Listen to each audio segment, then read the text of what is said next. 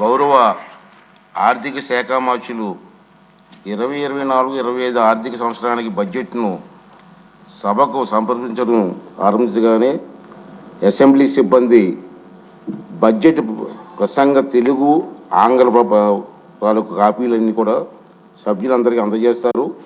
మిగిలిన బడ్జెట్ ప్రచురణ సభ్యులు సేవా కేంద్రం నుంచి కూడా బడ్జెట్ ప్రసంగాన్ని మీరు పొందవచ్చండి.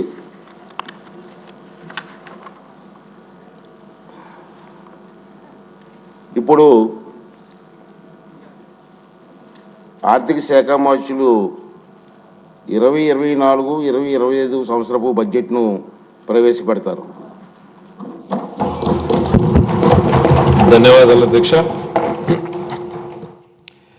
2024-25 ఆర్థిక సంవత్సరానికి గాను మన రాష్ట్ర వార్షిక బడ్జెట్ను మీ అనుమతితో గౌరవ సభ ముందు ఉంచుతున్నాను అధ్యక్ష. ఈరోజు నేను ప్రవేశపెడుతున్న బడ్జెట్ ప్రతిపాదనల ప్రాముఖ్యత అంకెలకు మించినది. మన రాష్ట్రాన్ని కాపాడాలని అపూర్వమైన తీర్పునిచ్చిన ప్రజల సంకల్పానికి ఇది ప్రతిబింబం. ప్రభుత్వం ఏర్పడిన వెంటనే గత ప్రభుత్వ దుష్పరిపాలన వలన మన రాష్ట్రానికి జరిగిన నష్టాన్ని ప్రజలకు తెలియజేయడం మా ప్రభుత్వ నైతిక కర్తవ్యం. మా ప్రభుత్వం వెలువరించిన 7 శ్వేతపత్రాల ద్వారా ఇది జరిగింది. సమిష్టి అవగాహనకు అవసరమైన అంశాలపై బహిరంగ చర్చను ప్రోత్సహించడం, రాష్ట్ర పునర్నిర్మాణ ప్రక్రియలో మద్దతు కూడగట్టడం వీటి ఉద్దేశం. ఈరోజు మన రాష్ట్రం ఎదుర్కొంటున్న సవాళ్లు: రాష్ట్ర ఆర్థిక వ్యవహారాల దుర్వినియోగం, రాష్ట్ర వనరుల మళ్లింపు, లోపభూయిష్టమైన ఎక్సైజ్ మరియు ఇసుక విధానాల వలన సహజ వనరుల దోపిడీ వలన రాష్ట్ర ఆదాయానికి గండిపడడం, ప్రభుత్వ పన్నులను దారి మళ్లించడం ద్వారా రాబోయే 25 సంవత్సరాల భవిష్యత్తు ఆదాయాన్ని గణనీయంగా తగ్గించడం, పరిమితికి మించి రుణాలను అధిక వడ్డీ రేట్లకు తీసుకోవడం, కేంద్ర ప్రభుత్వ మార్గదర్శకాలను ఉల్లంఘించి రుణాలను తీసుకోవడం, కేంద్ర ప్రాయోజిత పథకాల నిధుల మళ్లింపు, పిల్లల పౌష్టికాహారం కోసం చిక్కి వైద్య సామగ్రి వంటి ముఖ్యమైన పథకాలకు చెల్లింపులు నిలుపుదల, స్థానిక సంస్థల నిధుల మళ్లింపు, ఉద్యోగులకు పేరుకుపోయిన బకాయిలు, వివిధ పనులకు చెందినటువంటి బిల్లుల బకాయిలు, అన్ని ప్రాజెక్టులను స్తంభింపజేయడం ద్వారా నీటిపారుదల రంగం పతనం, ఇంధన రంగం విధ్వంసం, కొత్తగా బ్యాంకింగేతర ఆర్థిక సంస్థను ఏర్పాటు ద్వారా కార్పొరేషన్ల నిధుల మళ్లింపు. పై పేర్కొన్న కారణాల వలన దేశంలో తొలిసారిగా ఆర్థిక గందరగోళ పరిస్థితులు ఎదురయ్యాయి. కంట్రోలర్ అండ్ ఆడిటర్ జనరల్ వారి నివేదికలో రాష్ట్ర ఆర్థిక పరిస్థితిపై ప్రతికూలంగా వ్యాఖ్యానించడం జరిగింది. నేడు రాష్ట్ర ఆర్థిక వ్యవస్థ పతనం అంచున ఉంది. మన రాష్ట్ర ఆర్థిక వ్యవస్థను పునఃప్రారంభించి రాష్ట్ర ప్రగతిని పునర్నిర్మించడం నేటి తరం చేతుల్లో ఉంది. గౌరవ ముఖ్యమంత్రి శ్రీ నారా చంద్రబాబు నాయుడు గారి ప్రేరణే మాకు చోదక శక్తి. ఈ సందర్భంగా వారి మాటలను ఉదహరించాలని అనుకుంటున్నాను. ప్రతి సంక్షోభాన్ని అంకిత భావంతో, సృజనాత్మకతతో, నిబద్ధత మరియు కృషితో అవకాశంగా మార్చుకోండి అని. మే 24 జూన్ నెలలో జరిగిన సార్వత్రిక మరియు రాష్ట్ర శాసనసభ ఎన్నికలలో మన రాష్ట్ర ప్రజలు మా సంకీర్ణ ప్రభుత్వానికి అపూర్వమైన తీర్పునిచ్చారు.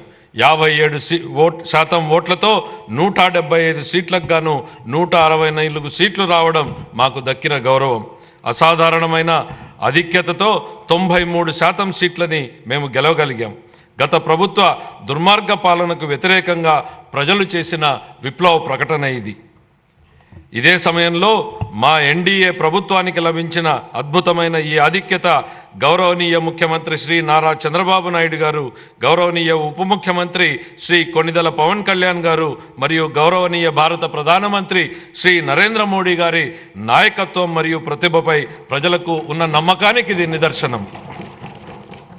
గౌరవ ముఖ్యమంత్రి నారా చంద్రబాబు నాయుడు గారి నాయకత్వానికి, దూరదృష్టికి మరియు ప్రజాసేవ పట్ల ఆయనకున్న అంకిత భావానికి, మన రాష్ట్ర ప్రజలు ఆయన మీద ఉంచినటువంటి అపరిమితమైన విశ్వాసానికి ఈ విజయం ఒక తార్కాణం.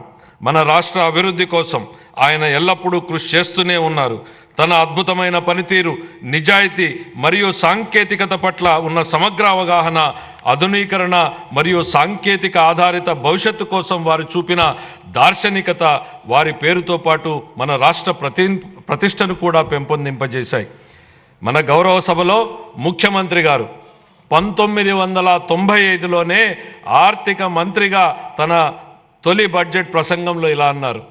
వారి మొదటిసారి ఆర్థిక శాఖ మంత్రిగా చేసినటువంటి మాటలను వారి మాటల్లోనే, అధ్యక్ష, అభివృద్ధి సాధించాలంటే సామర్థ్యంతో కూడిన అమలుపరిచే విధానాలుంటే తప్ప ప్రయోజనం గల ఫలితాలు సాధించలేం.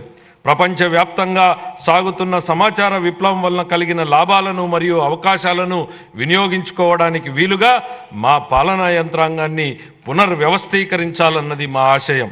పరిపాలనకు చెందిన అన్ని రంగాలలోనూ కంప్యూటర్ల వినియోగానికి ఒక బృహత్ కార్యక్రమాన్ని చేపట్టాలని భావిస్తున్నాం. ఇది మన కళ్ళ ముందు ఈరోజు కనపడుతుంది, అధ్యక్ష. ఆయన పరిపాలనా అనుభవంలోని మైలురాయి అంశాలు ఇప్పుడు చెప్పబోయే విషయాలు నిర్ధారిస్తాయి. 1995 నుండి 99 వరకు ముఖ్యమంత్రిగా ఆయన మొదటి పదవీ కాలం గణనీయమైన ఆర్థిక సంస్కరణలు, మౌలిక సదుపాయాలు అభివృద్ధి మరియు సమాచార సాంకేతిక పరిశ్రమల అభివృద్ధితో గుర్తింపు పొందింది. ఆయన ప్రగతిశీల నాయకత్వంలో ఉమ్మడి ఆంధ్రప్రదేశ్ దేశానికే చక్కటి అభివృద్ధి నమూనాగా నిలిచింది. ఉమ్మడి ఆంధ్రప్రదేశ్ రాష్ట్రాన్ని వ్యవసాయ ఆధారిత రాష్ట్రం నుంచి సాంకేతిక పరిజ్ఞానానికి మూల స్తంభంగా మరియు సమాచార సాంకేతిక సేవల కేంద్రంగా మార్చడంలో ఆయన కీలక పాత్ర పోషించారు. ఆయన చేపట్టిన అనేక విధానాలు మరియు పాలనా కార్యక్రమాలు తర్వాతి కాలంలో జాతీయ విధానాలుగా రూపొందించుకున్నాయి. రేపటి రోజున దేశం చేసే ఆలోచన ఆంధ్రప్రదేశ్ ఈరోజే చేస్తుంది అనే పేరుని తీసుకొచ్చారు. ప్రస్తుతం అభివృద్ధి చెందుతున్న సాఫ్ట్వేర్ పరిశ్రమకు హైదరాబాద్లో ఆనాడే పునాది వేయడం ద్వారా హైదరాబాద్ను ప్రపంచ సాంకేతిక సమాచార పటంలో అగ్రస్థానానికి చేర్చడంలో ఆయన పాత్ర మరువలేనిది. ఇంజనీరింగ్ కళాశాలలు మరియు సమాచార సాంకేతిక రంగాలలో ఆయన చేసిన విధానపరమైన నిర్ణయాలు మన రాష్ట్ర ప్రజలకు ప్రపంచవ్యాప్తంగా అవకాశాలు కల్పించాయి. ఈ కారణంగా గ్రామీణ ప్రాంతాలకు చెందిన సామాన్య ప్రజలు సైతం ప్రపంచవ్యాప్తంగా విజయ శిఖరాలను అధిరోహించగలిగారు. నేడు అమెరికాతో పాటు అనేక ఇతర దేశాలలో ప్రవాసాంధ్రులు అత్యధిక తలసరి ఆదాయం కలిగిన వారుగా స్థిరపడ్డారు. జూన్ 2014 జూన్ నెలలో ఉమ్మడి ఆంధ్రప్రదేశ్ను అన్యాయంగా, అశాస్త్రీయంగా మరియు అప్రజాస్వామికంగా ఒక శాశ్వత రాజధాని లేకుండా విభజించడం వలన రాష్ట్రం సంక్షోభంలో కూరుకుపోయి ఆర్థికంగా నిలదొక్కుకోలేని అవశేష రాష్ట్రంగా ఉండిపోయింది. రాష్ట్ర విభజనను మన ప్రజలపై బలవంతంగా రుద్దారని చెప్పడం ఎంత మాత్రం అతిశయోక్తి కాదు. మన రాష్ట్రాన్ని పునర్నిర్మాణ దిశగా మరియు సుసంపన్న దిశగా తీసుకువచ్చే బాధ్యతను మన నాయకుడు గౌరవ ముఖ్యమంత్రి శ్రీ నారా చంద్రబాబు నాయుడు గారు తన భుజస్కంధాలపైన వేసుకున్నారు. ఆయన పరివర్తనాత్మక నాయకత్వంలో దీర్ఘకాలిక మరియు స్వల్పకాలిక ప్రణాళికలను అమలు చేసి అవశేష రాష్ట్రాన్ని విభజన దుష్ప్రభావం నుండి తప్పించి అభివృద్ధి పథంలో నడిపించారు. 2014 నుంచి 19 వరకు వ్యవసాయం, పరిశ్రమలు, సేవలు, నీటిపారుదల, రోడ్లు, భవనాలు, ఉపాధి కల్పన తదితర రంగాలలో బహుముఖ వ్యూహాన్ని రూపొందించారు. Kia Motors, hero Motors, Asian paints వంటి భారీ పరిశ్రమలను మన రాష్ట్రం ఆకర్షించింది. పట్టిసీమ ఎత్తిపోతల పథకం దేశంలోనే రికార్డు సమయంలో, అనగా కేవలం ఏడాది కాలంలోనే పూర్తి అయిన తొలి నదుల అనుసంధాన ప్రాజెక్టుగా రికార్డు సృష్టించింది. సులభతర వ్యాపార నిర్వహణ ర్యాంకింగ్లో మన రాష్ట్రం మొదటి స్థానం సాధించి 5 ఏళ్లలో అగ్రస్థానంలో నిలిచింది. ఇంధన రంగంలో సంస్కరణలు తీసుకురావడంతో పాటు పునరుత్పాదక ఇంధనాన్ని ప్రోత్సహించడం ద్వారా 2018 నాటికి మన రాష్ట్రం ఇంధన మిగులు రాష్ట్రంగా నిలిచింది. బహుముఖ వ్యూహం ఫలితంగా మన రాష్ట్రం సంక్షేమంతో కూడిన సుస్థిర ఆర్థికాభివృద్ధి పథకంలో పయనించింది. అయితే 2019 తర్వాత జరిగిన పరిణామాలు మన రాష్ట్ర చరిత్రలో ఒక చీకటి దిశగా చెప్పుకోవచ్చు. 2014-19 మధ్య కాలంలో జరిగిన ఆర్థికాభివృద్ధి వృధా అయింది. గత ప్రభుత్వం 2019లో తన పదవీ కాలాన్ని ఎంతో విధ్వంసకర ధోరణితో ప్రారంభించింది.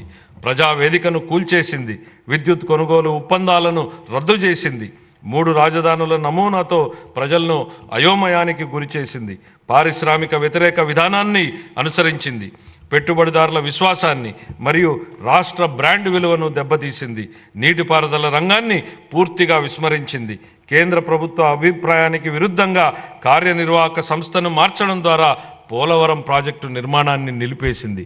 ఈ చర్యల వల్ల డయాఫ్రమ్ గోడకు నష్టం కలిగి ప్రాజెక్టు జాప్యానికి దారితీసింది.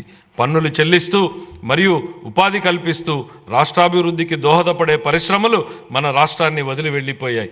ఈ చర్యలు పెట్టుబడిదారులను మరియు ప్రపంచ ఆర్థిక సంస్థలను రాష్ట్రంలో స్థిరమైన పెట్టుబడులు పెట్టనివ్వకుండా చేశాయి. ఫలితంగా మన రాష్ట్రం ఆర్థిక పరిస్థితి విచ్ఛిన్నమైంది. ఈ సందర్భంగా కౌటిల్యుడి మాటలను ఒకసారి గుర్తు చేసుకుందాం. సంపదకు మూలం ఆర్థిక కార్యకలాపాలే. అవి లేకపోవడం వనరుల సమీకరణకు ఇబ్బందులు తెచ్చిపెడుతుంది. ఫలవంతమైన ఆర్థిక కార్యకలాపాలు లేకపోతే ప్రస్తుత శ్రేయస్సు మరియు భవిష్యత్ రెండూ నాశనమయ్యే ప్రమాదం ఉంది. ద్రవ్యం చలామణిలో ఉన్నప్పుడే ఆర్థిక వ్యవస్థలో సంపద సృష్టి జరుగుతుంది. ఇది జరగాలంటే ప్రాజెక్టుల అమలు తప్పనిసరి. కానీ గత ప్రభుత్వం ఉత్పాదకత మూలధన వ్యయాన్ని నిలిపివేయడం ద్వారా 2014-19 సంవత్సరాల మధ్య అత్యంత వేగంగా అభివృద్ధి చెందుతున్న రాష్ట్రాలలో ఒకటిగా ఉన్న మన రాష్ట్ర ఆర్థిక వ్యవస్థ 2019-24 సంవత్సరాల మధ్య గడ్డు స్థితికి చేరుకోవడానికి కారణమయ్యింది. గత ప్రభుత్వం రాష్ట్ర వనరుల దుర్వినియోగం మరియు నిధులను పక్కదారి పట్టించడం వంటి చర్యలతో పేలవమైన పాలన చేయడం జరిగింది. కేంద్ర ప్రాయోజిత పథకాలను నిధులను మళ్లించడమే కాక అందుకు సరిపోయే రాష్ట్ర వాటాను కూడా విడుదల చేయలేదు. కార్పొరేషన్ల నిధుల మళ్లింపు, రాష్ట్ర ఆర్థిక వ్యవహారాల దుర్వినియోగం వంటి చర్యలు అధిక రుణభారానికి దారితీశాయి. ప్రభుత్వ ఆస్తులను తాకట్టు పెట్టడం, స్థానిక సంస్థల నిధుల మళ్లింపు వంటి చర్యలకు పాల్పడడంతో పాటు బిల్లుల చెల్లింపు కోసం ప్రభుత్వానికి వ్యతిరేకంగా వాద్యాలు వేయడం వలన గుత్తేదారులకు నమ్మకం లోపించి ప్రభుత్వంపై విశ్వాసం సన్నగిల్లింది. గత ప్రభుత్వం అధికారం నుండి వైదొలిగే నాటికి మన రాష్ట్ర ఆర్థిక వ్యవస్థ పతనమంచున ఉంది. ఉద్యోగులకు గాను 21,980 కోట్ల రూపాయల బకాయిలు, కేంద్ర ప్రాయోజిత పథకాలకు 4,657 కోట్ల రూపాయల బకాయిలతో సహా మొత్తం 1,35,224 కోట్ల రూపాయలు బకాయిలు ఉన్నాయని శ్వేతపత్రంలో ఇప్పటికే పేర్కొన్నాం. ఇవన్నీ గత ప్రభుత్వ దుష్పరిపాలనకు, వైఫల్యానికి నిదర్శనం. 2019-24 సంవత్సరాల మధ్యకాలంలో నెలకొన్న పరిస్థితి చూస్తే మన రాష్ట్రం పటిష్టమైన ఆర్థిక సూత్రాలతో నడిచిందా, లేక వ్యక్తిగత ప్రయోజనాల కోసం లాభాపేక్షతో ఒక ప్రైవేటు సంస్థలాగా నడిచిందా అనే ప్రశ్న ఉత్పన్నమవుతుంది. గత ప్రభుత్వం ప్రజా సంక్షేమాన్ని పక్కన పెట్టి కేవలం ప్రైవేటు లాభం అనే భావనతోనే నడిచింది.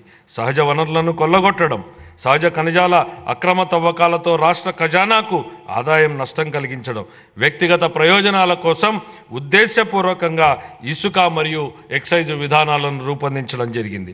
ఈ చర్యల వలన ఒకవైపు రాష్ట్ర ఆర్థిక వ్యవస్థ క్షీణించగా, మరొక వైపు అధిక పన్నులు మరియు దుష్పరిపాలన కారణంగా ప్రజల కష్టాలు మరింత పెరిగాయి. గత ప్రభుత్వం ప్రజాస్వామిక గొంతులను అణిచివేయడం మరియు ప్రజాస్వామ్య వ్యవస్థలను దెబ్బతీయడం వంటి కక్ష సాధింపు చర్యలకు పాల్పడింది. గత ప్రభుత్వ దుష్పరిపాలనకు వ్యతిరేకంగా వివేకవంతమైన ప్రజాస్వామిక నిర్ణయం తీసుకుని మరొకసారి రాష్ట్ర చరిత్రగతిని సవ్య దిశగా మార్చిన మన రాష్ట్ర ప్రజలకు కృతజ్ఞతలు తెలియజేసుకుంటున్నాం. మన రాష్ట్ర ప్రజలు విఘ్నతతో ఇచ్చిన తీర్పు 2024లో ఎన్డీఏ కూటమి తిరిగి అధికారంలోకి వచ్చేందుకు దోహదపడింది. శ్రీ నారా చంద్రబాబు నాయుడు గారు నేడు రెట్టించిన ఉత్సాహంతో మరియు దృఢ సంకల్పంతో ఉన్నారు. స్వర్ణాంధ్రప్రదేశ్ విజన్కు 2024 సంవత్సరం ఒక మైలురాయి వంటిది. మా ప్రభుత్వం ఎన్ని సవాళ్లు ఎదురైనా ఇచ్చిన హామీలను నెరవేర్చడానికి గౌరవ ముఖ్యమంత్రి గారి నాయకత్వంలో కృషి చేస్తుంది. ఈరోజు నేను ప్రవేశపెడుతున్న బడ్జెట్ ప్రతిపాదనలు రాష్ట్ర ఆర్థిక నేపథ్యాన్ని దృష్టిలో ఉంచుకుని మరియు ఆర్థిక పునరుజ్జీవనమే లక్ష్యంగా మరియు సంపదను సృష్టించే విధంగా ఆర్థిక చక్రాన్ని పునఃప్రారంభించాలనే ఉద్దేశంతో రూపొందించబడినవి. అన్ని శాఖలకు కేటాయింపులు ప్రతిపాదించే ముందు మా ప్రభుత్వానికి మార్గదర్శిగా నిలిచిన స్వర్గీయ ఎన్టీ రామారావు గారి మాటలను నేను గుర్తు చేసుకోవాలనుకుంటున్నాను. సమాజమే దేవాలయం, ప్రజలే దేవుళ్ళు. వ్యవసాయం మరియు అనుబంధ రంగాలు. ఈ సందర్భంగా నాకు తెలుగు పునరుజ్జీవనోద్యమ పితామహుడిగా పేరు పొందిన కందుకూరి వీరేశలింగం గారి ఆలోచనలు గుర్తుకొస్తున్నాయి. వ్యవసాయం చేసే చేతులకు మనం సాయం అందించాలి, అదే దేశ సౌభాగ్యానికి మార్గం. మా ప్రభుత్వానికి వ్యవసాయ రంగ అభివృద్ధి మరియు రైతుల సంక్షేమమే అత్యంత ప్రాధాన్యం. మా వ్యవసాయ శాఖ మంత్రి గారు 2024-25 వ్యవసాయ బడ్జెట్ను ప్రవేశపెట్టేటప్పుడు వ్యవసాయ అభివృద్ధికి మా ప్రభుత్వం చేపట్టిన విధానాలను పూర్తిగా వివరిస్తారు. సూపర్ 6 హామీలలో భాగంగా మా ప్రభుత్వం అన్నదాత సుఖీభవ ప్రధానమంత్రి కిసాన్ పథకం ద్వారా అర్హులైన రైతులకు పెట్టుబడి సాయం ప్రకటించింది. మా ప్రభుత్వం రైతుల సమగ్రాభివృద్ధికి పొలం పిలుస్తోంది. వడ్డీ లేని రుణాలు, భూసార కార్డుల పంపిణీ, వ్యవసాయ పనిముట్ల సరఫరా, భూసార పరీక్షల ప్రయోగశాలలు, పొలం బడి వంటి పథకాలను అమలు చేస్తోంది. 2024-25 ఆర్థిక సంవత్సరం రబీ కాలం నుండి పంటల బీమా పథకాన్ని సవరించడం మరియు స్వచ్ఛంద నమూనాని అవలంబించడం వలన రైతులు వారి వ్యక్తిగత అవసరాల ఆధారంగా ఈ పథకాలలో పాల్గొనే స్వేచ్ఛను, వెసులుబాటును కల్పించడం జరిగింది. గ్రామీణ ఆర్థిక వ్యవస్థ స్థూల విలువను పెంచడంలో పశుసంవర్ధక రంగం కీలక పాత్ర పోషిస్తుంది. పశు సంపద మరియు కోళ్ల పెంపకం మన రాష్ట్రం దేశంలోనే 2వ స్థానంలో ఉంది. మన రాష్ట్రం గుడ్ల ఉత్పత్తిలో మొదటి స్థానంలోనూ, మాంసం ఉత్పత్తిలో 4వ స్థానంలోనూ, పాల ఉత్పత్తిలో 5వ స్థానంలోనూ ఉంది. వివిధ పథకాల కింద పశువులకు ఆశ్రయం, గ్రాసం మరియు వైద్య సహాయం అందించడం ద్వారా పశు సంపదను పెంచుతూ పశువులకు రక్షణ మరియు సంరక్షణ కల్పించాలని మా ప్రభుత్వం తీర్మానించుకుంది. పశువుల ద్వారా జీవనోపాధిని పొందుతున్నటువంటి యాదవులు, కురుమలు మరియు ఇతర వర్గాల ఆదాయాన్ని పెంచడానికి మా ప్రభుత్వం కృతనిశ్చయంతో ఉంది. పశు బీమా పథకాన్ని అమలు చేయడం ద్వారా ప్రభుత్వం ఈ వర్గాల జీవనోపాధికి రక్షణ కల్పిస్తోంది. సాంప్రదాయ మత్స్యకారుల చేపల చెరువులను లీజుకు తీసుకోకుండా గత ప్రభుత్వం ఉత్తర్వులను జారీ చేసింది. దశాబ్దాలుగా చేపల చెరువులపై ఆధారపడి జీవనం సాగిస్తున్న మత్స్యకారుల ప్రయోజనాలను పరిరక్షించడానికి మా ప్రభుత్వం ఆ ఉత్తర్వులను ఉపసంహరించింది. 23,000 చేపలకు, వేటకు అనువైన బోట్లకు మా ప్రభుత్వం రాయితీపై డీజిల్ను అందిస్తోంది. వ్యవసాయ మరియు అనుబంధ రంగాలను ప్రోత్సహించడంలోనూ, గ్రామీణ ప్రాంతాల అభివృద్ధిలోనూ సహకార రంగం కీలక పాత్రను పోషించే సామర్థ్యాన్ని కలిగి ఉంది. ప్రాథమిక వ్యవసాయ పరపతి సంఘాలను కంప్యూటరీకరణ చేయడం ద్వారా బలోపేతం చేసి రైతులకు ఆర్థిక సమీకరణను పెంచడం జరుగుతుంది. 2024-25 ఆర్థిక సంవత్సరంలో వ్యవసాయ మరియు అనుబంధ రంగాలకు 11,855 కోట్ల రూపాయల కేటాయింపును ప్రతిపాదిస్తున్నాను. సంక్షేమం. మన గౌరవ ముఖ్యమంత్రి గారు సంక్షేమం గురించి ఇలా అంటుంటారు: ప్రజలు ఎల్లప్పుడూ సంక్షేమం మరియు అభివృద్ధి, సుపరిపాలనను కోరుకుంటారు. వాటిని అందిస్తున్నంత కాలం ప్రజలు మనతోనే ఉంటారు. సంక్షేమం మరియు అభివృద్ధిని సమతుల్యం చేయాలనే విశ్వాసం 3 దశాబ్దాల కింద 1995లో ఉమ్మడి ఆంధ్రప్రదేశ్ రాష్ట్ర ఆర్థిక మంత్రిగా ఆయన చేసిన తొలి బడ్జెట్ ప్రసంగం నుంచే మనకు స్పష్టమవుతుంది అధ్యక్ష. ఆయన మాటల్లోనే, స్థూలంగా చెప్పాలంటే మా ప్రభుత్వ ప్రధాన ఆశయం పేదరిక నిర్మూలన, బడుగుల సంక్షేమమే మా పరమావధి. పేదల సంక్షేమానికే మా ప్రభుత్వం సర్వదా అంకితం. అంత మాత్రాన రాష్ట్ర సర్వతోముఖాభివృద్ధి కుంటుపడనిస్తామని అనుకోవద్దు. ఆ పని ఎప్పటికీ జరగదు. నిధుల కొరత కారణంగా ఏ అభివృద్ధి కార్యక్రమం కుంటుపడరాదన్నది మా ధ్యేయం. అలా కుంటుపడకుండా కృషి చేస్తాం. విద్యాభివృద్ధి, సామాజిక ఆర్థికాభివృద్ధి, సంక్షేమం మరియు హక్కుల పరిరక్షణ కోసం వివిధ పథకాలను అమలు చేయడం ద్వారా అన్ని సామాజిక వర్గాల అభివృద్ధికి మా ప్రభుత్వం కట్టుబడి ఉంది. సంక్షేమానికి పెద్దపీట వేస్తూ స్వర్ణాంధ్ర 2047 దిశగా మేనిఫెస్టోలో ఇచ్చిన హామీలకు అనుగుణంగా మా ప్రభుత్వం ఎన్నో పథకాలను రూపొందిస్తోంది. మేనిఫెస్టోలో ఇచ్చిన హామీ మేరకు అధికారం చేపట్టిన వెంటనే సామాజిక భద్రత పెన్షన్ను 3,000 రూపాయల నుండి 4,000కు పెంచడం జరిగింది. ఎన్టీఆర్ భరోసా పెన్షన్ పథకం ద్వారా 64,38,000 మంది పెన్షన్దారులకు నెలకు 4,000 నుండి 15,000 రూపాయల వరకు పెన్షన్లు అందుతున్నాయి. మా ప్రభుత్వం అధికారంలోకి వచ్చిన మొదటి నెలలోనే ఎన్టీఆర్ భరోసా పథకం కింద 4,400 కోట్ల రూపాయలు, అలాగే 24 జూన్ నుండి ఇప్పటి వరకు మొత్తం 15,218 కోట్ల రూపాయలు విడుదల చేయబడ్డాయి.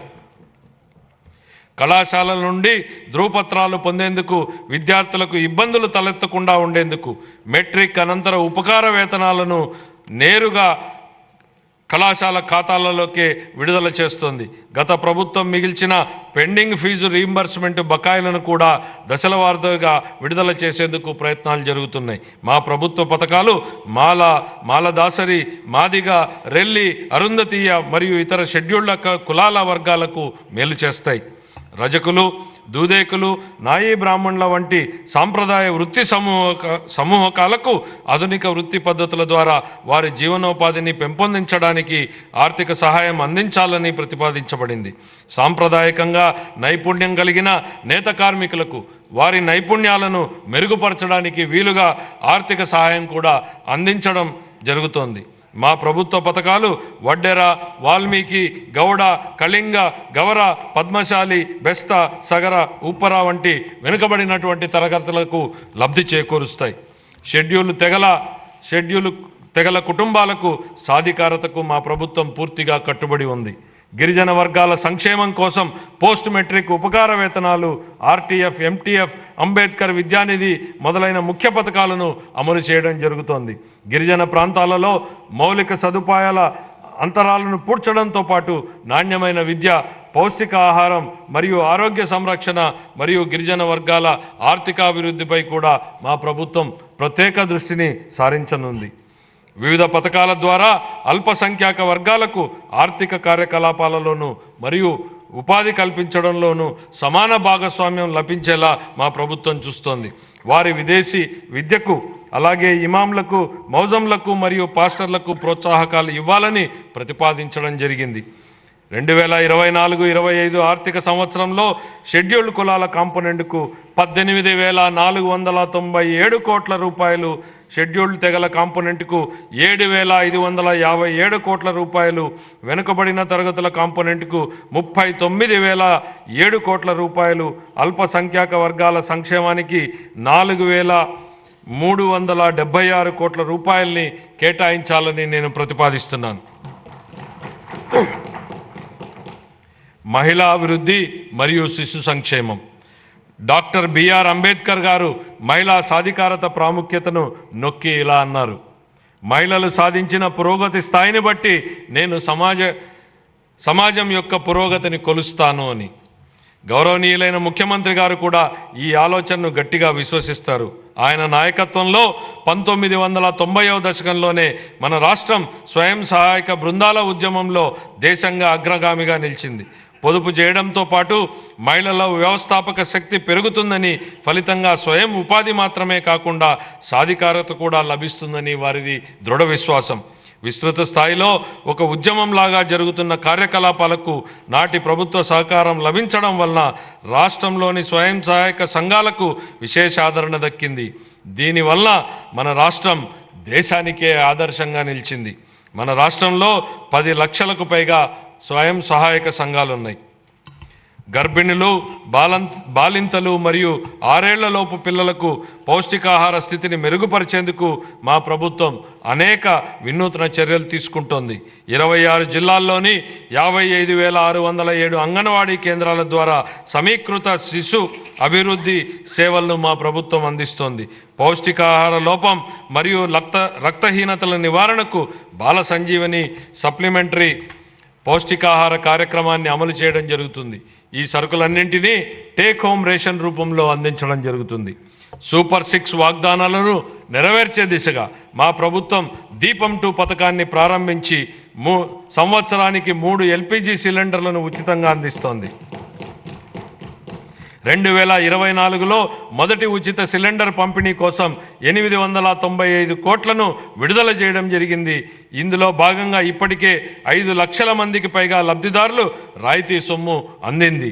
ప్రజా రవాణా బస్సులలో మహిళలకు ఉచిత ప్రయాణాన్ని ప్రవేశపెడతామని ఇచ్చిన మరో హామీని కూడా త్వరలో అమలు చేయడం జరుగుతుంది.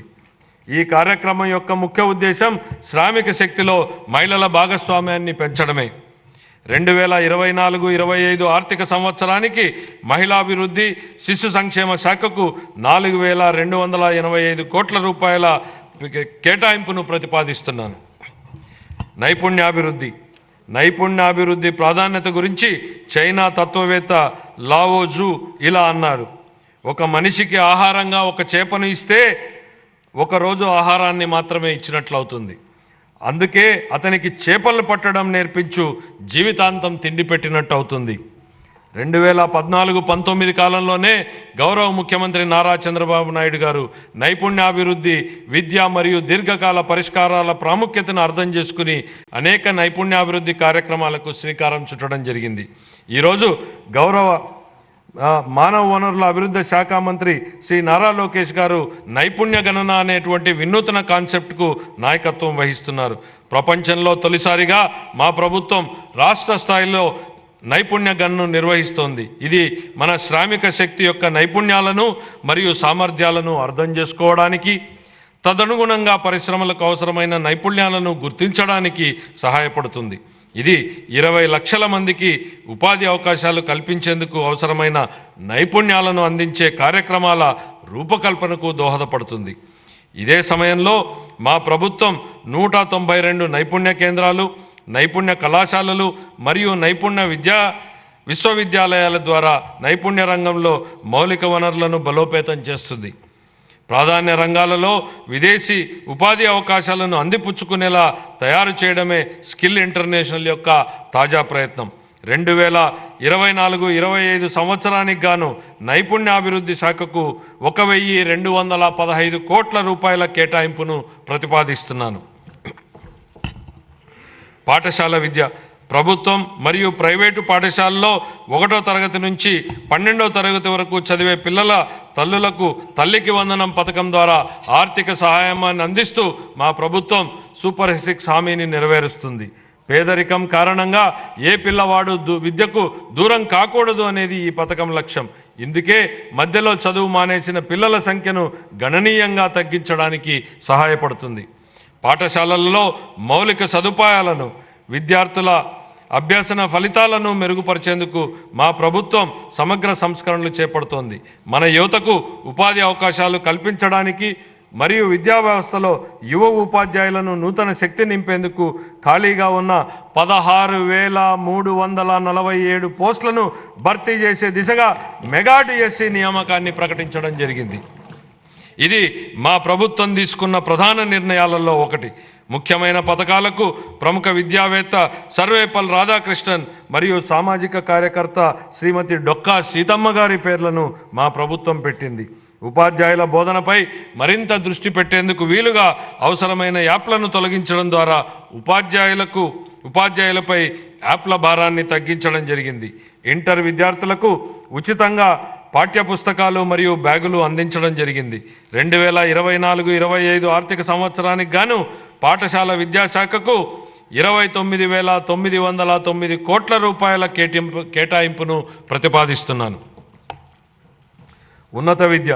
స్వర్ణాంధ్ర విజన్ 2047లో భాగంగా మా ప్రభుత్వం రాష్ట్రంలోని అన్ని విశ్వవిద్యాలయాలను బలోపేతం చేయడానికి, ఖాళీగా ఉన్న పోస్టులను భర్తీ చేయడానికి జాతీయ సంస్థాగత స్థాయి చట్రంలో అత్యున్నత స్థాయి విశ్వవిద్యాలయాలుగా అవతరించడానికి చొరవ తీసుకుంటోంది. అమరావతి, తిరుపతి మరియు విశాఖపట్నంలో కనీసం 3 విజ్ఞాన నగరాలను ఏర్పాటు చేయాలని మా ప్రభుత్వం లక్ష్యంగా పెట్టుకుంది. నాణ్యమైన విద్యకు అత్యంత నైపుణ్యం కలిగిన అధ్యాపకులు అవసరమని గుర్తించి వచ్చే 3 ఏళ్లలో 18,000 మంది అధ్యాపకులకు శిక్షణాభివృద్ధి కార్యక్రమాలను ప్రతిపాదించడం జరిగింది. 2024 డిసెంబర్ నుండి 2.5 లక్షల మందికి పైగా విద్యార్థులకు వృత్తి శిక్షణను సులభతరం చేయడానికి NASSCOM, future skills, edu skills, sales force, Microsoft వంటి ప్రతిష్టాత్మక సంస్థలతో మా ప్రభుత్వం అవగాహన ఒప్పందాలను కుదుర్చుకుంది. సమాచార సాంకేతిక మరియు ఆధారిత రంగాలు, బ్యాంకింగ్, ఆర్థిక సేవలు, బీమా సేవలు, వనరులను సమకూర్చే సేవలు, చిల్లర వర్తకము మరియు ఆరోగ్య సంరక్షణ వంటి వివిధ రంగాలలో 5,000 రూపాయల నుండి 15,000 రూపాయల మధ్య వేతనాన్ని అందించే అప్రెంటిస్షిప్తో కూడిన డిగ్రీ విద్యను మా ప్రభుత్వం ప్రవేశపెట్టింది. 2024 ఆర్థిక సంవత్సరానికి గాను ఉన్నత విద్యాశాఖకు 2,326 కోట్ల రూపాయల కేటాయింపును ప్రతిపాదిస్తున్నాను. ఆరోగ్య సంరక్షణ. పౌరులకు సరసమైన మరియు నాణ్యమైన ఆరోగ్య సంరక్షణ సేవలను సకాలంలో అందించడం మా ప్రభుత్వం యొక్క మొదటి ప్రాధాన్యత. అందరికీ ఆరోగ్యం లక్ష్యంగా మా ప్రభుత్వం ఆరోగ్య రంగంలో సమగ్ర సంస్కరణలు చేపడుతోంది. హృదయ సంబంధ వ్యాధులకు వ్యాధులు పెరుగుతున్న దృష్ట్యా అవసరమైన పరికరాలు మరియు మానవ వనరుల శిక్షణ అందించడం ద్వారా స్టెమీ ప్రోగ్రాంని ప్రారంభించాలని యోచిస్తున్నాం. రాష్ట్ర వ్యాప్తంగా సమగ్ర క్యాన్సర్ స్క్రీనింగ్ కార్యక్రమాన్ని ప్రారంభించడం ద్వారా క్యాన్సర్ కేసులను గుర్తించి వైద్య కళాశాలల్లో వైద్యం కోసం చేరే సౌకర్యాన్ని కల్పించింది. పాఠశాల ఆరోగ్య కార్యక్రమం కింద అంగన్వాడీ పిల్లలకు మరియు 18 సంవత్సరాల లోపు ఉన్న పాఠశాల విద్యార్థులకు పుట్టుకతో వచ్చిన లోపాలు, పోషకాల లోపం వలన వచ్చేటువంటి వ్యాధులు, మందకొడి అభివృద్ధి మరియు వైకల్యం అనే 4 లోపాలను గుర్తించడం కోసం పరీక్షలు చేయబడుతున్నాయి. రాష్ట్రంలో ప్రాథమిక ఆరోగ్య కేంద్రాల నుంచి సాధారణ ఆసుపత్రుల వరకు అన్ని రకాల వైద్య సదుపాయాలను మెరుగుపరచడం జరుగుతుంది. మా ప్రభుత్వం డాక్టర్ ఎన్టీఆర్ వైద్య సేవా ట్రస్ట్ వంటి ప్రతిష్టాత్మక కార్యక్రమాలు, 108 మరియు 104 ఆరోగ్య సేవల పునరుద్ధరణ మరియు జాతీయ ఆరోగ్య మిషన్ కింద కుటుంబ సంక్షేమ కార్యక్రమాలను సమగ్రంగా అమలు చేయడం జరుగుతుంది. మాతా శిశు సంరక్షణలో జాతీయ సగటు కంటే మన రాష్ట్ర సగటు మెరుగ్గా ఉంది. తల్లులు మరియు పిల్లల శ్రేయస్సును పెంచే కార్యక్రమాలను అమలు చేయడం ద్వారా దీన్ని మరింత మెరుగుపరచడానికి చర్యలు తీసుకుంటున్నాం. 2024-25 ఆర్థిక సంవత్సరానికి కానీ వైద్య ఆరోగ్య శాఖ కోసం 18,421 కోట్ల రూపాయల కేటాయింపును ప్రతిపాదిస్తున్నాను. పంచాయతీరాజ్ మరియు గ్రామీణాభివృద్ధి. మహాత్మా గాంధీ ఇలా అన్నారు, భారతదేశ ఆత్మ గ్రామాలలో ఉంటుంది అని. గౌరవనీయ ఉప ముఖ్యమంత్రి శ్రీ కొణిదెల పవన్ కళ్యాణ్ గారి సమర్థ నాయకత్వంలో స్థానిక స్వపరిపాలన నిజమైన స్ఫూర్తితో ప్రోత్సహించడం ద్వారా పంచాయతీరాజ్ వ్యవస్థకు పూర్వవైభవం తీసుకురావడానికి ఇప్పటికే మా ప్రభుత్వం చాలా కార్యక్రమాలు చేపట్టింది. ప్రణాళిక ప్రక్రియలో భాగంగా అన్ని గ్రామ పంచాయతీల క్రియాశీలక భాగస్వామ్యంతో ఉపాధి హామీ పథకం ఆమోదం కోసం ఆగస్టు 23న ఒకే రోజులో 13,326 గ్రామాలలో పంచాయతీలలో ప్రత్యేక గ్రామ సభలు నిర్వహించడం అనేది ఒక ప్రపంచ రికార్డు. మన రాష్ట్రంలోని అన్ని గ్రామాలలో సిమెంట్ రహదారులను ప్రారంభించడంతో కార్యాచరణ ప్రణాళిక అమలు ప్రారంభమైంది. స్వాతంత్ర దినోత్సవం మరియు గణతంత్ర దినోత్సవాల నిర్వహణ ఖర్చుల క్రితం చిన్న పంచాయతీలకు 100 రూపాయల నుండి 10,000 రూపాయలకు, పెద్ద పంచాయతీలకు 250 రూపాయల నుండి 25,000 రూపాయలకు పెంచి సర్పంచుల ఆత్మగౌరవాన్ని పునరుద్ధరించడం జరిగింది. స్వర్ణ పంచాయతీల కార్యక్రమం కింద పంచాయతీల అభివృద్ధికి ప్రభుత్వం దార్శనిక ప్రణాళికను చేపట్టింది. 2024 మార్చి నుండి పంచాయతీరాజ్ సంస్థలకు రావాల్సిన 15వ ఆర్థిక సంఘం నిధులను 998 కోట్ల రూపాయలను ప్రభుత్వం 24 ఆగస్టు నెలలో విడుదల చేయడం జరిగింది. గ్రామీణ పేదలకు సుస్థిర జీవనోపాధిని అందించడానికి మరియు గ్రామీణ ప్రాంతాలలో మన్నికైన ఆస్తులు సృష్టించడానికి మా ప్రభుత్వం మహాత్మా గాంధీ జాతీయ గ్రామీణ ఉపాధి హామీ పథకం కింద 16 శాఖల సమన్వయంతో వివిధ వినూత్న కార్యక్రమాలని అమలు చేస్తోంది. 2024-25 సంవత్సరంలో ఇప్పటి వరకు 1.2 మిలియన్లకు పైగా కుటుంబాలకు 100 రోజుల వేతన ఉపాధిని పొందాయి. ఉద్యానవనం, సేద్యపు కుంటలు, పశు సంవర్ధక ఆవాసాలు వంటి ప్రాజెక్టులతో పాటు పైకప్పు నీటి సంరక్షణ, ఇంకుడు గుంతలు, చెక్ డ్యాంలతో పాటు సహజ వనరుల నిర్వహణ ప్రాజెక్టులు చేపట్టడం జరిగింది. గ్రామీణ ప్రాంతాలలో ప్రతి పేద కుటుంబాన్ని పేదరికం నుండి బయటపడేట్లు చేసేందుకు మా ప్రభుత్వం కట్టుబడి ఉంది. ప్రధానమంత్రి ఉపాధి కల్పన కార్యక్రమం, ప్రధానమంత్రి సూక్ష్మ ఆహార సంస్థల అధికారీకరణ, ప్రధానమంత్రి స్వనిధి పథకం మరియు ప్రధానమంత్రి విశ్వకర్మ వంటి వివిధ కేంద్ర ప్రభుత్వ రాయితీ పథకాలతో అనుసంధానం చేయడం ద్వారా స్వయం సహాయక బృంద సభ్యుల జీవనోపాధికి మా ప్రభుత్వం కార్యక్రమాల మద్దతును ఇస్తున్నాయి. ఈ వినూత్న కార్యక్రమాల అమలు ద్వారా స్వయం సహాయక బృంద సభ్యులు ఆదాయాన్ని పెంచడంతో పాటు అనధికార ఉపాధి అవకాశాలను పెంచడం కూడా మా ప్రభుత్వం లక్ష్యంగా పెట్టుకుంది. అదనంగా ఓపెన్ నెట్వర్క్ డిజిటల్ కామర్స్ను ప్రోత్సహించడం ద్వారా మా ప్రభుత్వం స్వయం సహాయక బృంద మహిళలకు వారి వ్యాపారాలను విస్తరించుకోవడానికి వీలు కల్పిస్తోంది. వారి ఉత్పత్తులను మార్కెట్లకు చేర్చడానికి విస్తృతంగా అవకాశాలను కల్పిస్తూ మరియు వారి అమ్మకాల సామర్థ్యాన్ని మెరుగుపరచడంలో ఇది వారికి ఉపయోగపడుతుంది. ఈ వ్యూహాత్మక విధానంలో ఆర్థిక సహాయం, నైపుణ్యాభివృద్ధి మరియు డిజిటల్ అవుట్రీచ్ల మిళితం అవడం వలన స్వయం సహాయక బృంద సభ్యులు స్థిరమైన ఆదాయాభివృద్ధిని పెంచుకోగలుగుతారు. ఆంధ్రప్రదేశ్ గ్రామీణ రహదారుల అనుసంధాన ప్రాజెక్టు ద్వారా 1574 పనులను పూర్తి చేయడం జరిగింది. ఈ ప్రాజెక్టు 2134 ఆవాసాలను 2855 కిలోమీటర్ల రహదారులతో కలుపుతుంది. అదనంగా 164 రహదారులు మరియు వంతెనల ప్రాజెక్టులు కూడా కొనసాగుతున్నాయి. 2024 ఆర్థిక సంవత్సరానికి గాను పంచాయతీరాజ్ గ్రామీణాభివృద్ధి శాఖకు 16,739 కోట్ల రూపాయల కేటాయింపును ప్రతిపాదిస్తున్నాను. పట్టణాభివృద్ధి. గత ప్రభుత్వ హయాంలో పట్టణ ప్రాంతాలు తీవ్ర నిర్లక్ష్యానికి గురయ్యాయి. రాష్ట్ర వ్యాప్తంగా పురపాలక సంఘాలలో పారిశుద్ధ్యం లోపించింది మరియు వ్యర్థాల నిర్వహణ లోపం వలన టన్నుల కొద్దీ వ్యర్థాలు మరియు పూడిక పేరుకుపోయాయి. మా ప్రభుత్వం ప్రణాళికాబద్ధంగా సుస్థిర పట్టణాభివృద్ధికి కట్టుబడి ఉంది. విశాఖపట్నం, కాకినాడ, విజయవాడ, గుంటూరు, తిరుపతి, కర్నూలు తదితర ప్రధాన నగరాలను అభివృద్ధి చేయనున్నాం. 50,000 నుంచి 99,999 మంది జనాభా ఉన్ని రెండో తరగతి పట్టణాలకు భౌగోళిక సమాచారక వ్యవస్థ GIS ఆధారిత బృహత్తర ప్రణాళికలను రూపకల్పనకు శ్రీకారం చుట్టడం జరిగింది. అమృత్ 2 కింద జలవనరుల పునరుద్ధరణ, మురుగునీటిని శుద్ధి చేసి తిరిగి వినియోగించుకోవడం, వర్షపు నీటి సంరక్షణతో పాటు ప్రజలందరికీ సురక్షిత నీటిని సరఫరా చేయాలని మా ప్రభుత్వం భావిస్తోంది. అన్ని పట్టణ ప్రాంతాలలో పట్టణ మౌలిక సదుపాయాలు మరియు అత్యవసర సేవలకు సేవా స్థాయి ప్రమాణాలను సాధించడానికి ప్రణాళికలు రూపొందించబడ్డాయి. 5 ఏళ్లుగా కనుమరుగైన రాష్ట్ర కళల రాజధాని అమరావతి నేడు రూపుదిద్దుకుంటోంది. ప్రపంచ స్థాయిలోనే అత్యుత్తమ మౌలిక సదుపాయాలు, పెట్టుబడులు మరియు ఉద్యోగాలకు ప్రపంచ స్థాయి గమ్యస్థానంగా అమరావతి మారబోతోంది. అత్యంత నివాసయోగ్యమైన, సమర్థవంతమైన మరియు సుస్థిరమైన హరిత నగరంగా అమరావతిని తీర్చిదిద్దేందుకు మా ప్రభుత్వ ప్రణాళికలు దోహదపడ్డాయి. రాజధాని నగరంలో మౌలిక సదుపాయాలు అభివృద్ధి చేయడానికి మా ప్రభుత్వం కేంద్ర ప్రభుత్వం ద్వారా బహుళపాక్షిక నిధుల సంస్థల నుండి 15,000 కోట్ల రూపాయల నిధులను పొందడం జరిగింది. పట్టణ ప్రాంతంలో నివసిస్తున్న నిరుపేదలకు సరసమైన ధరలకు ఆహారాన్ని అందించడంతో మా ప్రభుత్వం మొత్తం 123 పట్టణ ప్రాంతాల పరిధిలో 204 అన్నా క్యాంటీన్లను ఏర్పాటు చేయడం జరిగింది. గ్రామీణ ప్రాంతాల్లో కూడా 158 అన్నా క్యాంటీన్లను ఏర్పాటు చేయడానికి ప్రణాళికలు సిద్ధం చేయడం జరిగింది.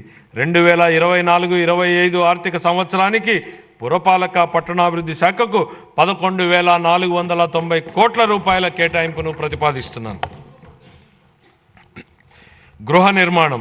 2029 నాటికి అందరూ ఇళ్లు నిర్మించి ఇవ్వాలన్న మా ప్రభుత్వం కృతనిశ్చయంతో ఉంది. ప్రధానమంత్రి ఆవాస్ యోజన, ఎన్టీఆర్ నగరాలు పథకం కింద ఆర్థికంగా వెనుకబడిన వర్గాలకు 25 లక్షల ఇళ్ల పట్టాలు ఇవ్వాలని లక్ష్యంగా పెట్టుకోవడం జరిగింది. ఈ నిర్ణయం ఆర్థికంగా వెనుకబడిన వర్గాల సంక్షేమ కార్యక్రమానే కాకుండా రాష్ట్ర ఆర్థిక కార్యకలాపాలకు కూడా ఊతమిస్తోంది. ఈ కార్యక్రమం కింద ఇంటి స్థలాన్ని కానీ, పక్కా ఇళ్ళు లేని వారికి ఇళ్ల స్థలాల పట్టాలు మంజూరు చేయడం జరుగుతుంది. ప్రధానమంత్రి ఆవాస్ యోజన కింద 6.9 లక్షల ఇళ్ళు, ప్రధానమంత్రి ఆవాస్ యోజన కింద 1.79 లక్షల గ్రామీణ ఇళ్లను పూర్తి చేయాలని ప్రతిపాదించడం జరిగింది. ప్రధానమంత్రి జన్మన్ పథకం కింద నిస్సహాయ గిరిజన సమూహాల కోసం 15,000 పైగా గృహాలను పూర్తి చేయాలని ప్రతిపాదించడం జరిగింది. అన్ని శాఖల సమన్వయంతో హౌసింగ్ లేఅవుట్లలో మౌలిక సదుపాయాలను అభివృద్ధి చేయడానికి మా ప్రభుత్వం కట్టుబడి ఉంది. 2024-25 ఆర్థిక సంవత్సరానికి గృహ నిర్మాణ శాఖకు 4,012 కోట్ల రూపాయల కేటాయింపుని ప్రతిపాదిస్తున్నాను. జలవనరుల నిర్వహణ.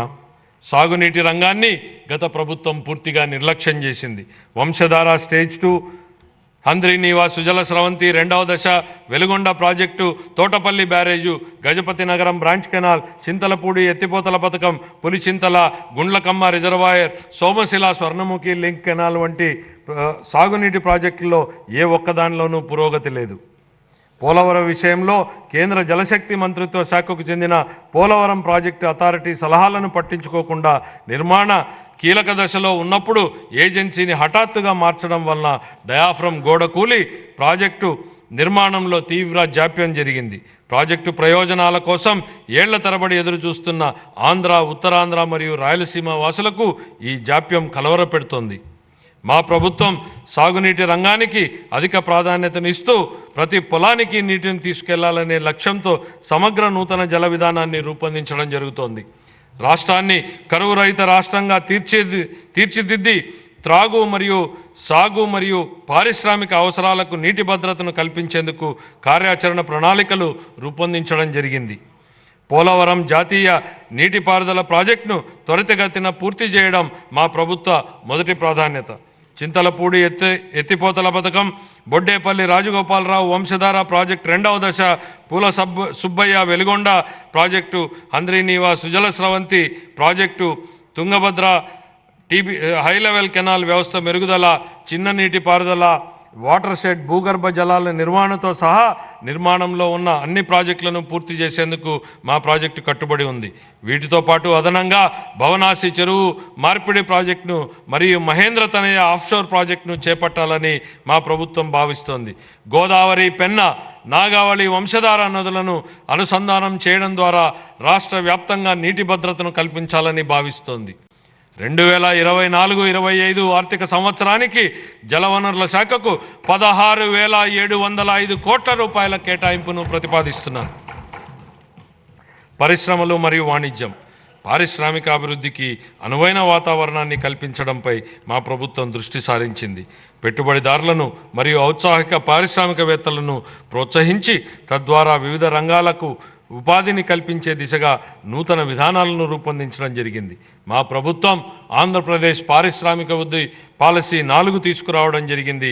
ఆంధ్రప్రదేశ్ సూక్ష్మ మరియు చిన్న మధ్య తరహా అభివృద్ధి పాలసీ 4 తక్షణమే ఉపయోగించుకునేట్లుగా ప్రైవేటిక పారిశ్రామిక వాడల ఏర్పాటుకు ఒక ప్రత్యేక విధానం, ఆంధ్రప్రదేశ్ ఫుడ్ ప్రాసెసింగ్ 4వ పాలసీలను మా ప్రభుత్వం తీసుకురావడం జరిగింది. ఈ విధానాలలో పోటీతత్వ ప్రోత్సాహక పద్ధతిని ప్రవేశపెట్టగా దీనికి పారిశ్రామిక రంగం నుండి సానుకూల స్పందన వచ్చింది. మన రాష్ట్రాన్ని పెట్టుబడుల గమ్యస్థానంగా మార్చేందుకు పెట్టుబడిదారులలో మా ప్రభుత్వం మళ్లీ ఆసక్తిని పెంచింది. 2024-25 ఆర్థిక సంవత్సరానికి పరిశ్రమలు, వాణిజ్య శాఖకు 3,127 కోట్ల రూపాయల కేటాయింపును ప్రతిపాదిస్తున్నాను. ఇంధన రంగం,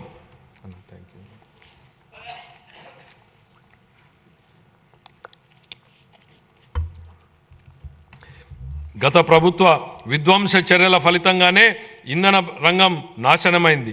గత ప్రభుత్వం ప్రమాణ స్వీకారోత్సవ వేదిక నుండే విద్యుత్ కొనుగోలు ఒప్పందాలను రద్దు చేస్తున్నట్లు ప్రకటించడం ద్వారా ఈ విధ్వంసం ప్రారంభమైంది. ఈ చర్య రాష్ట్ర ఇంధన రంగ పునాదులను కదిలించింది.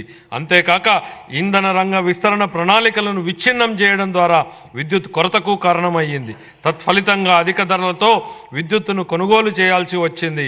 అంతిమంగా గత ప్రభుత్వాల తప్పిదాల వల్ల నేడు వినియోగదారులకు ట్రూ అప్ ఛార్జీల పేరుతో విద్యుత్ కోసం అధిక ధరకు చెల్లించాల్సి వస్తోంది. ఈ నష్టాన్ని పూడ్చడానికి వినియోగదారులకు తక్కువ ఖర్చుతో వారంలో అన్ని రోజులు 24 గంటల పాటు నిరంతరాయమైన నాణ్యమైన విద్యుత్తును సరఫరా చేయడానికి మా ప్రభుత్వం కట్టుబడి ఉంది. రాష్ట్రంలో సుస్థిరత, ఇంధన పరివర్తన మరియు క్లీన్ ఎనర్జీ సాంకేతికతలను ప్రోత్సహించేందుకు నూతన సమగ్ర ఆంధ్రప్రదేశ్ సమీకృత క్లీన్ ఎనర్జీ విధానం 2024ను ప్రకటించడం జరిగింది. పునరుత్పాదక ఇంధనం, పంపుడు స్టోరేజ్ పవర్, హరిత హైడ్రోజన్ మరియు దాని ఉత్పన్నాలను ప్రోత్సహించడానికి కొత్త విధానం మార్గాన్ని సుగమం చేస్తుంది. అంతేకాక రాష్ట్రాన్ని పెట్టుబడులు ఆకర్షించే గమ్యస్థానంగా కూడా మారుస్తుంది.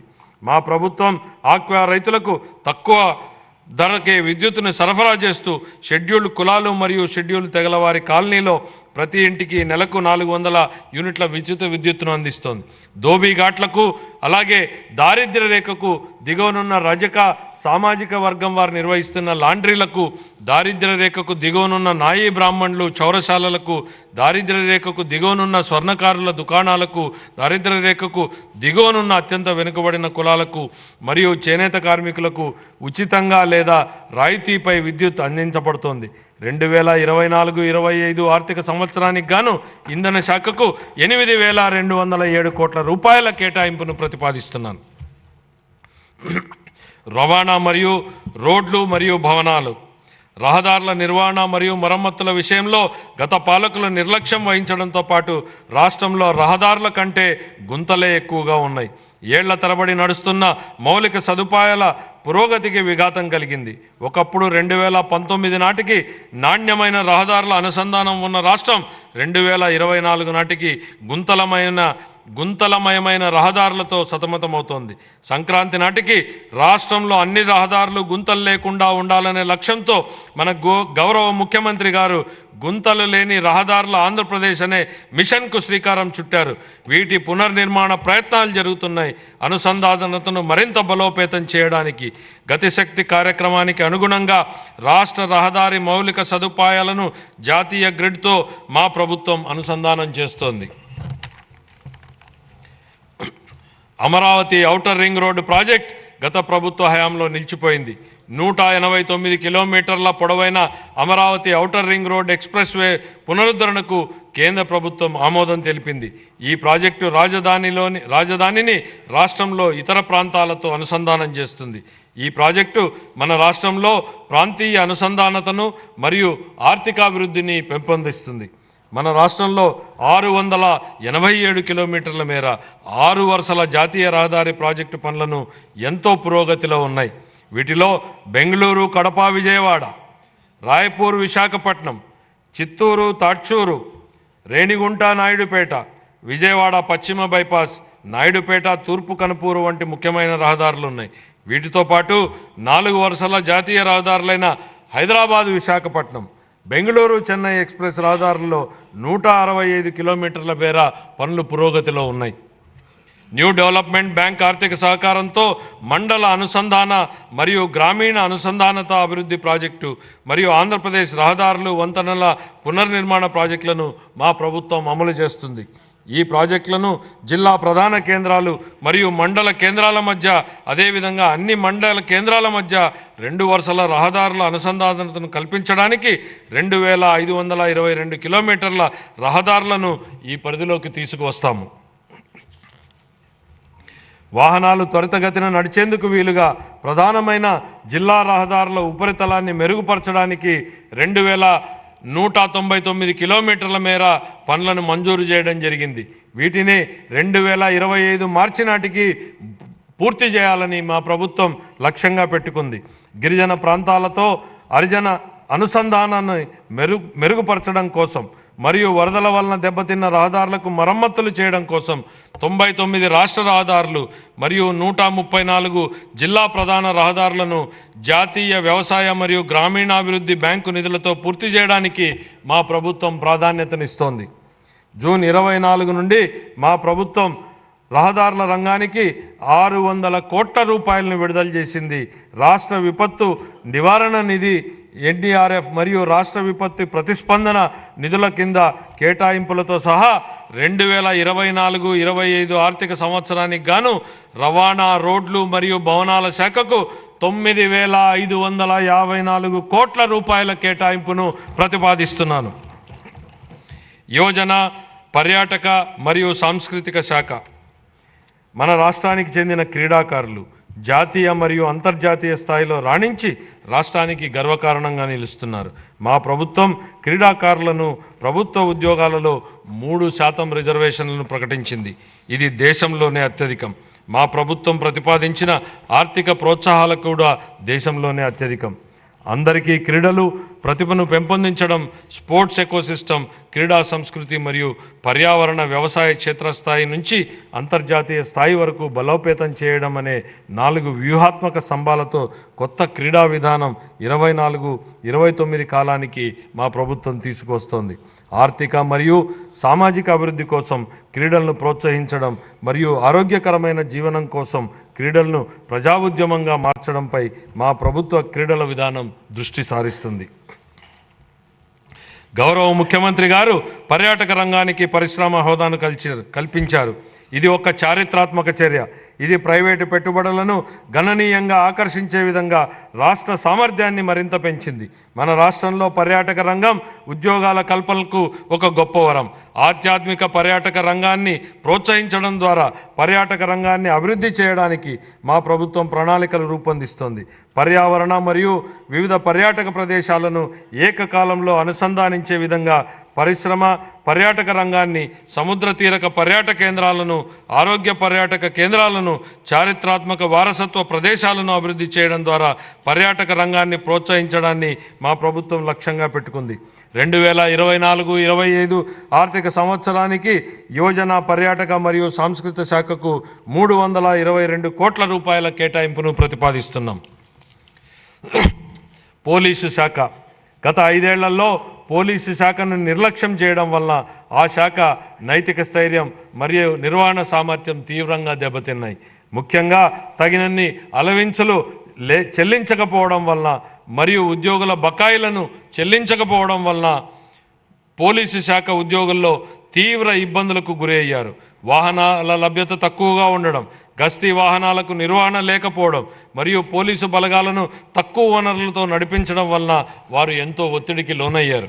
ఇది ప్రజా అవసరాల కోసం మరియు వేగంగా మరియు సమర్థవంతంగా స్పందించే వారి సామర్థ్యానికి ఆటంకం కలిగించింది. సీసీ కెమెరాల నిర్వహణ వంటి సాధారణ పనులకు కూడా గత ప్రభుత్వం నిధులను అవసరమైన మేరకు విడుదల చేయలేదు.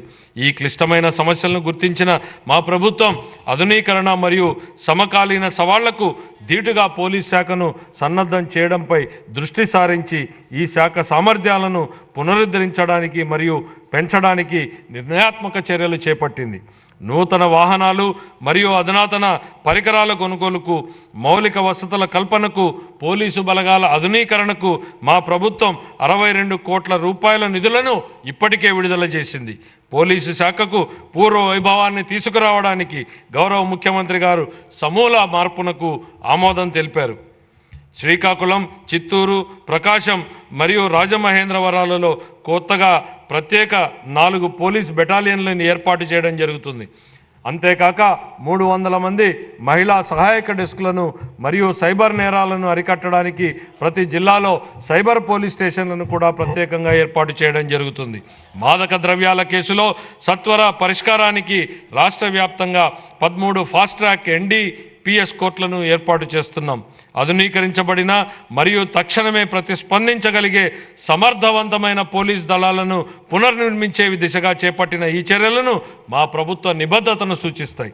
గత ప్రభుత్వ హయాంలో యువత గంజాయి వాడకం విపరీతంగా పెరిగింది. ఆ సమయంలో దేశంలో పట్టుబడిన మాదక ద్రవ్యాల మూలాలు మన రాష్ట్రంలో ఉండడం సిగ్గుచేటు. అధ్యక్ష, మాదక ద్రవ్యాల విస్తృత వ్యతిరేక కార్యక్రమంలో భాగంగా మా ప్రభుత్వం మాదక ద్రవ్యాల వినియోగ వ్యతిరేక టాస్క్ ఫోర్స్ను ఏర్పాటు చేసింది. విద్యార్థులు గంజాయి మరియు పొగాకు వాడకుండా ఉండేందుకు వారిలో అవగాహన పెంచే సమగ్ర కార్యక్రమాలను ప్రవేశపెట్టడం జరిగింది. ఈ మాదక ద్రవ్యాలు మరియు పొగాకు వ్యతిరేక కార్యక్రమాలు క్రియాశీలక పాత్రను పోషించేందుకు ఉన్నత విద్యా సంస్థల్లోని 3172 యూనిట్లకు శిక్షణ ఇచ్చేందుకు ప్రణాళికలు రూపొందిస్తున్నామని గౌరవ సభకు తెలియజేస్తున్నాను. 2024-25 ఆర్థిక సంవత్సరానికి గాను పోలీసు శాఖకు 8495 కోట్ల రూపాయల కేటాయింపును ప్రతిపాదిస్తున్నాను. పర్యావరణం, అటవీ మరియు శాస్త్ర సాంకేతిక పరిజ్ఞానం, జాతీయ ప్రమాణాలకు ధీటుగా పచ్చదనాన్ని మెరుగుపరచడం ద్వారా పౌరులకు సుస్థిర జీవన ఆవాసాల కల్పనకు మా ప్రభుత్వం కృషి చేస్తోంది. ఈ దిశగా మనం వనం ప్రకృతి పిలుస్తోంది, తీర ప్రాంత ఆవాసాల అభివృద్ధి, మడ అడవుల పెంపకం మొదలైన పథకాల ద్వారా స్థిరమైన ఆదాయ కల్పన జరుగుతోంది. అన్ని శాఖల మరియు వివిధ వర్గాల ప్రజల భాగస్వామ్యం మరియు కేంద్ర రాష్ట్ర పథకాల నిధుల సమీకరణ ద్వారా ఇది జరుగుతోంది. పరిశుభ్రమైన మరియు ఆరోగ్యకరమైన నగరాల కోసం బహిరంగ ప్రదేశాలలో పచ్చదనాన్ని ఇచ్చే నగర వనాలను నిర్వహించడం మరియు విస్తరించడం ద్వారా వాతావరణ మార్పులను తట్టుకునే నగరాలను అభివృద్ధి చేయడానికి నగర వనం పథకాన్ని మా ప్రభుత్వం అమలు చేస్తోంది. 2024-25 ఆర్థిక సంవత్సరానికి గాను పర్యావరణ, అటవీ, శాస్త్ర, సాంకేతిక శాఖకు 687 కోట్ల రూపాయల కేటాయింపును ప్రతిపాదిస్తున్నాను. 2022-23 ఖాతాలు. ఆంధ్రప్రదేశ్ అకౌంటెంట్ జనరల్ వారు ఖరారు చేసిన ఆర్థిక లెక్కల ప్రకారం 2022-23 ఆర్థిక సంవత్సరానికి గాని రెవెన్యూ లోటు 43,488 కోట్ల రూపాయలు మరియు ద్రవ్యలోటు 52,509 కోట్ల రూపాయలుగా చెప్పడం జరిగింది. రెవెన్యూ లోటు మరియు ద్రవ్యలోటు వరుసగా 3.3% గాను 3.98% గాను ఉన్నాయి. 2023-24కు సవరించిన అంచనాల ప్రకారం 2023-24 ఆర్థిక సంవత్సరానికి రెవెన్యూ వ్యయం 2,12,450 కోట్ల రూపాయలు కాగా మూలధన వ్యయం 23,330 కోట్ల రూపాయలు. 2023-24 ఆర్థిక సంవత్సరంలో రెవెన్యూ లోటు దాదాపు 38,682 కోట్ల రూపాయలు కాగా ఇదే కాలానికి ద్రవ్యలోటు దాదాపు 62,720 కోట్ల రూపాయలు. ఇది రాష్ట్ర స్థూల దేశీయ ఉత్పత్తిలో వరుసగా 2.65% గాను మరియు 4.3% గాను ఉన్నాయి. 2024-25 బడ్జెట్ అంచనాలు. 2024-25 ఆర్థిక సంవత్సరానికి నేను 2,94,427.25 కోట్ల రూపాయల వ్యయాన్ని ప్రతిపాదిస్తున్నాను. ఇందులో రెవెన్యూ వ్యయం అంచనా 2,35,916.99 కోట్ల రూపాయలు మరియు మూలధన వ్యయం అంచనా 32,712.84 కోట్ల రూపాయలు. ఇదే కాలానికి రెవెన్యూ లోటు 34,743.38 కోట్ల రూపాయలు మరియు ద్రవ్యలోటు 68,742.65 కోట్ల రూపాయలుగా ప్రతిపాదిస్తున్నాను. రాష్ట్ర స్థూల దేశీయ ఉత్పత్తిలో రెవెన్యూ లోటు 4.19% గాను మరియు ద్రవ్యలోటు 2.12% గాను ఉండవచ్చు. ముగింపు. నేను ముందే చెప్పినట్టుగా మన రాష్ట్ర ప్రగతి పునఃప్రారంభానికి మరియు పునర్నిర్మాణానికి ఈ బడ్జెట్ ఒక తొలిమెట్టు. తమ కుటుంబాలలోని ప్రతి ఒక్కరికి ఆరోగ్యం, విద్య, జ్ఞానం, నైపుణ్యం మరియు సంపదలు కలగాలని ప్రతి కుటుంబం కూడా కలలు కంటుంది. ఈ కలలు సాకారం అవ్వడానికి మా ప్రభుత్వం కట్టుబడి ఉంది. మన రాష్ట్ర ప్రజలు వారి ఆశలు నెరవేర్చుకునేటందుకు అపూర్వమైన తీర్పునిచ్చారు. ప్రజలు మేమిచ్చిన హామీలపై నమ్మకం ఉంచారు. ఈ హామీలను నిలబెట్టుకోవాల్సినటువంటి బాధ్యత మా ప్రభుత్వంపై ఉంది. మా ప్రభుత్వం ముందున్న ఈ సవాళ్లను గౌరవ ముఖ్యమంత్రి గారి నాయకత్వంలో మేము అధిగమించగలమని విశ్వసిస్తున్నాం. స్వర్ణాంధ్రలో జీవించాలనే ప్రజల ఆశలను సాకారం చేయడానికి మా ప్రభుత్వ నిబద్ధతను పునరుద్ఘాటిస్తున్నాను. సరళమైన ప్రభుత్వం, ప్రతిభావంతమైన పాలన అనే సూత్రంతో పాలనను క్రమబద్ధీకరించడమే మా ప్రభుత్వ లక్ష్యం. స్వామి వివేకానందుడి స్ఫూర్తిదాయకమైన మాటలతో నా ప్రసంగాన్ని ముగిస్తున్నాను. మనం ఎలా ఉన్నామో దానికి మనమే బాధ్యులం. మనం ఎలా ఉండాలనుకున్నా అలా మనల్ని తయారు చేసుకునే శక్తి మనకుంది. మనం ఇప్పుడు ఉన్నది మన గత చర్యల ఫలితమైతే భవిష్యత్తులో మనం ఏమి కావాలనుకుంటున్నామో అది మన ప్రస్తుత చర్యల ద్వారా ఖచ్చితంగా నిర్ణయించబడుతుంది. కాబట్టి ఎలా నడుచుకోవాలో మనం తెలుసుకోవాలి. ఈ మాటలతో నేను ఇప్పుడు బడ్జెట్ను గౌరవ సభ ఆమోదం కోసం సమర్పిస్తున్నాను. జై ఆంధ్రప్రదేశ్, జై హింద్.